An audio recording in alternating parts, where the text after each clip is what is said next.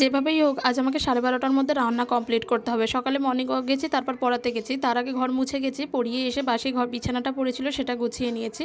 তারপরে অল্প একটু কিছু খেয়ে তারপরে রান্নাবান্না শুরু করে দিয়েছি। এদিকে আজকে রান্না করব পটল ভাজা, সাথে এদিকে দেখো ডালটা প্রথমে সিদ্ধই হতে চাইছিল না, তারপরে এমন সিদ্ধ হয়েছে যে ফ্যান হয়ে গেছে।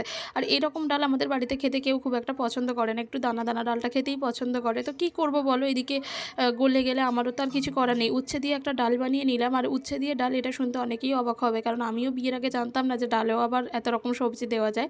শ্বশুরবাড়িতে এসেই জেনেছি। আর এখন তো 4 বছর হলো বিয়ে হয়েছে, রান্নাবান্নাও এই বাড়ির মতোই শিখে গেছি। তারপর বাসনটাও এদিকে মেজে নিলাম। আমার পটল ভাজা ডালটা হয়েই গেছে। আর বাবা ভাতটা বানিয়ে দিচ্ছে, ভাতে আলু ভাতে দিয়ে দিয়েছি, সাথে পাট পাতার বড়া করব। এটাও শুনতে অনেকে হয়তো অবাক হবে, কারণ পাট পাতার বড়া এটা সত্যি আমার শ্বশুরবাড়িতে এসেই শিখেছি, কারণ বিয়ের আগে আমিও এটা কখনোই খাইনি পাট পাতার বড়াটা। যাই হোক, ডাল সিদ্ধ করেছি, এদিকে প্রেশার কুকারটাও ছিল। রান্না করতে করতে যদি বাসনগুলো মেজে গুছিয়ে নেওয়া যায় তাহলে খুবই ভালো, কারণ এদিকে ঘড়ির কাঁটা গুচ্ছে আমাকে রান্নাবান্না কমপ্লিট করে কাকাবাবুকে খেতে দিতে হবে। তারপর স্নান করা আছে, পুজো করা আছে, জামা কাপড় কাচা আছে, তারপর তনুকে পড়াতে যাবো। পড়ানোর পর আমি ওই বাড়ি যাবো। তাহলে বুঝতে পারছো কতটা কাজকর্ম এখনও পর্যন্ত আমার বাকি। তো মানে করছি করছি মাথায় চিন্তা হচ্ছে, তার সাথে অল্প একটু একটু ভিডিও করছি পাত পাতার রেসিপি নিয়ে পরের ভিডিও।